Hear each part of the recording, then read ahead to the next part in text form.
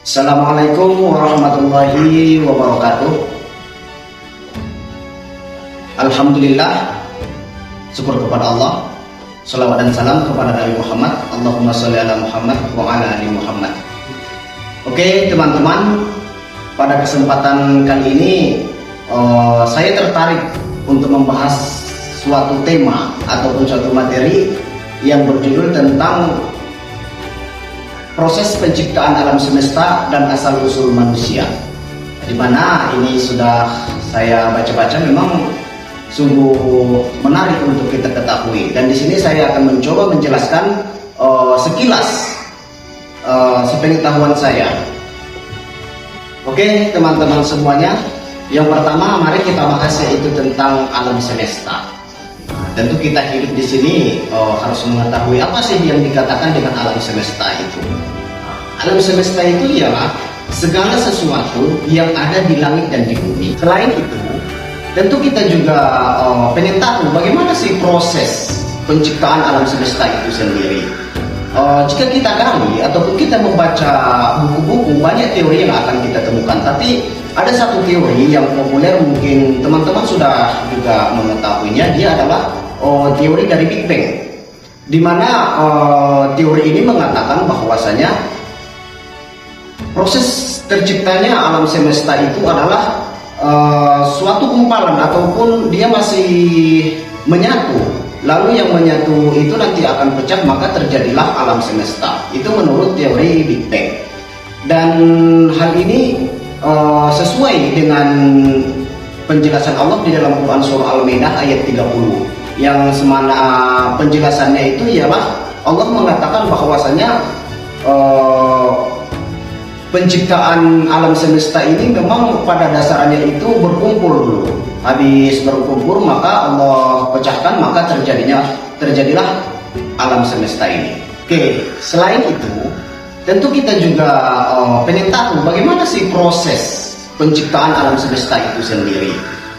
Jika kita gali ataupun kita membaca buku-buku, banyak teori yang akan kita temukan. Tapi ada satu teori yang populer, mungkin teman-teman sudah juga mengetahuinya. Dia adalah teori dari Big Bang, di mana teori ini mengatakan bahwasanya proses terciptanya alam semesta itu adalah suatu gumpalan ataupun dia masih menyatu. Lalu yang menyatu itu nanti akan pecah, maka terjadilah alam semesta. Itu menurut teori Big Bang.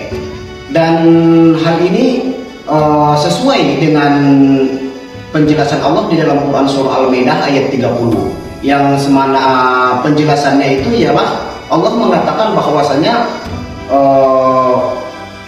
penciptaan alam semesta ini memang pada dasarnya itu berkumpul dulu. Habis berkumpul maka Allah pecahkan, maka terjadilah alam semesta ini. Terus pembahasan selanjutnya ialah asal usul manusia. Nah, ini juga perlu kita ketahui, kita sebagai manusia, masa ya kita nggak tahu asal usul kita dari mana, begitu kan? Oke, yang pertama juga kalau kita kaji teori-teori yang lain ataupun teori-teori dahulu, itu kita akan menemukan ada beberapa teori. Yang ini dari teori Darwin. Dia mengatakan bahwasanya manusia ataupun makhluk hidup itu berasal dari nenek moyangnya. Tentu kita kaitkan dengan Islam. Kita sebagai agama Islam tentu kita juga harus melihat bagaimana sih dari perspektif Al-Quran atau pandangan dari Islam itu sendiri. Jadi ketika kita kaji, tentu kita akan melihat di dalam Al-Quran banyak itu proses penciptaan manusia atau usul-usul manusia, yang mana mengatakan manusia itu terbentuk dari tanah. Itu nanti akan kita menemukan bahwasanya asal usul dari kita adalah dari Nabi Adam. Setelah Nabi Adam itu nanti akan tercipta Hawa, itu dari tulang rusuk Nabi Adam. Lalu terciptalah kita semuanya ini. Maka ini sinkron dengan teori Darwin tadi. Teori Darwin mengatakan bahwasanya segala makhluk hidup itu dari nenek moyang. Maka kalau kita kaji bahwasanya nenek moyang ini, maka pergilah kepada Nabi Adam, sehingga dari proses terciptanya Nabi Adam turun-temurun sampailah pada saat ini atau sampailah pada diri kita sendiri. Itulah penjelasan sekitar penciptaan alam semesta dan asal-usul manusia. Di mana tentu penjelasan dari saya sangat singkat dan rinci. Tentunya teman-teman juga banyak mengetahui. Mari kita saling share ataupun saling berbagi tentang ilmu ini. Untuk itu, apabila ada kekurangan dari penjelasan saya mohon maaf. Saya akhiri. Wassalamualaikum warahmatullahi wabarakatuh.